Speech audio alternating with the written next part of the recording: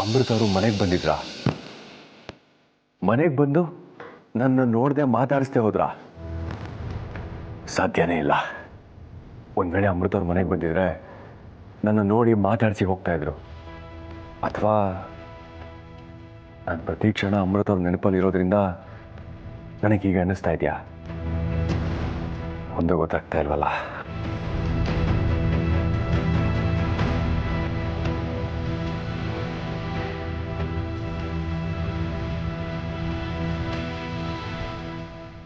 ಏನಿದೆ ಚಿತ್ರ? ಏನಿದು ಅಂದರೆ ಅರ್ಜುನ್ ಮನಸ್ಸಿಂದ ಅಮೃತ ಹೋಗಾಯ್ತು. ಇನ್ನು ಅವಳಿಗೆ ಸಂಬಂಧಪಟ್ಟಿರೋಂಥ ವಸ್ತು ಈ ಮನೆಯಲ್ಲಿ ಯಾಕಿರಬೇಕು? ಅಂದರೆ ಇದನ್ನೆಲ್ಲ ತಗೊಂಡು ಹೋಗಿ ಸುಟ್ಟು ಹಾಕೋಣ ಅಂತಿದ್ದೀನಿ. ನಿನ್ನ ಆಲೋಚನೆನೋ ಸರಿಯಾದ್ದೆ, ಆದರೆ ನೀನು ಅವಸರ ಪಡ್ತಾ ಇದೆಯಾ ಅಂತ ಅನ್ಸುತ್ತೆ ಚಿತ್ರ. ಅವನು ಹಾಲ್ನಲ್ಲೇ ಇದ್ದಾನೆ. ಇದನ್ನೇನಾದರೂ ಅಕಸ್ಮಾತ್ ಅವ್ನು ನೋಡ್ದ ಅಂದರೆ ಮತ್ತೆ ಅವನಿಗೆ ಅಮೃತ ನೆನ್ಪು ಬಂದರೂ ಬರ್ಬೋದು. ಹಾಗಂತ ಇದನ್ನು ಎಷ್ಟು ದಿನ ಅಂತ ಮನೇಲೇ ಇಟ್ಕೊಳಕ್ಕಾಗತ್ತೆ ಹೇಳಿ? ಮನೇಲಿ ಇಟ್ಕೋ ಅಂತ ಹೇಳ್ತಾ ಇಲ್ಲ ಚಿತ್ರ, ಅವ್ನು ಇಲ್ದಿರೋ ಟೈಮ್ ನೋಡಿ ಕೆಲಸ ಮಾಡು ಅಂತ ಹೇಳ್ತಾ ಇದ್ದೀನಿ. ಅಕಸ್ಮಾತ್ ಅರ್ಜುನ್ ಕಣ್ಣಿಗೆ ಏನಾದರೂ ಬಿದ್ದರೆ ನೀವೇನು ಭಯ ಪಡೋ ಅವಶ್ಯಕತೆ ಇಲ್ಲ. ಅವನ ಮಣಿನ ಹೇಗೆ ತಬ್ಕೊಂಡ ಅಂತ ನೀವೇ ನೋಡಿದ್ರಲ್ಲ. ಹಾಗೆ ತಬ್ಕೊಳ್ಳೋ ಮಟ್ಟಕ್ಕೆ ಅವ್ನು ಬಂದಿದ್ದಾನೆ ಅಂದರೆ ಅವನು ಅಮೃತನ ಸಂಪೂರ್ಣವಾಗಿ ಮರ್ತಿದ್ದಾನೆ ಅಂತ ಅರ್ಥ ಅಲ್ವಾ? ಹಾಗಂದಮೇಲೆ ನೀವು ಅಂದ್ಕೊಂಡ ಹಾಗೆ ಏನೂ ಆಗಲ್ಲ, ಸುಮ್ಮನೆ ಇರಿ.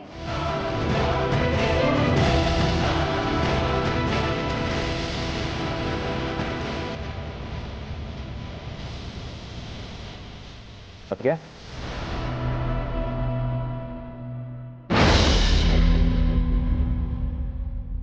ಎಲ್ಲಿಗೆ ತೊಗೊಂಡು ಹೋಗ್ತಾ ಇದ್ದೀರಾ ಇದನ್ನೆಲ್ಲ? ಸುಟ್ಟು ಹಾಕಕ್ಕೆ. ಏನ? ಅಮೃತ ಅವ್ರ ಫೋಟೋನ ಸುಟ್ಟು ಹಾಕೋದಕ್ಕೆ ತೊಗೊಂಡು ಹೋಗ್ತಾ ಇದ್ದೀರಾ? ಏನು ತಲೆಗಿಲೆ ಕೆಟ್ಟಿದ್ಯಾ ನಿಮಗೆ? ಅಲ್ಲ ಕಣೋ ಅರ್ಜುನ್, ಕ್ಷಣ ಪಿತ್ತ ಕ್ಷಣ ಚಿತ್ತ ಅನ್ನೋ ಥರ ಯಾಕೆ ಆಡ್ತಿದ್ಯಾ? ನೀನೀಗ ಮಣಿನ ಮದುವೆ ಆಗ್ತಿದ್ಯಾ ತಾನೆ? ಹಾಗಂದಮೇಲೆ ಅಮೃತಕ್ಕೆ ಸಂಬಂಧಪಟ್ಟಿರೋಂಥ ವಸ್ತುಗಳು ಯಾಕಿರಬೇಕು? ಏನೋ ನಾನು ಮಣಿ ಅವ್ರನ್ನ ಮದುವೆ ಆಗೋದಕ್ಕೆ ಒಪ್ಕೊಂಡಿದ್ದೀನ? ಇಂಪಾಸಿಬಲ್. ಯಾರು ಹೇಳಿದ್ ನಿಮ್ಗೆ ಇದನ್ನೆಲ್ಲ? ಯಾರು ಯಾಕೆ ಹೇಳಬೇಕು?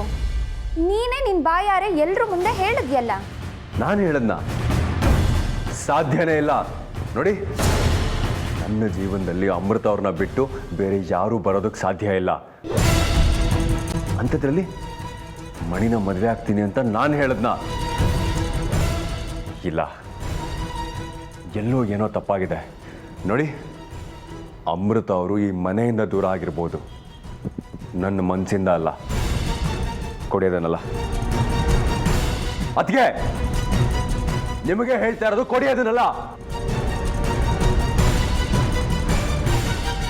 ಅಮೃತ ಅವ್ರಿಗೆ ಎಲ್ಲೇ ಹೋಗಿದ್ರು ಅವ್ರನ್ನ ನಾನು ಹುಡ್ಕೊಂಡು ಬರ್ತೀನಿ.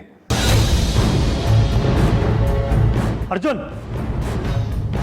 ಅರ್ಜುನ್, ಅರ್ಜುನ್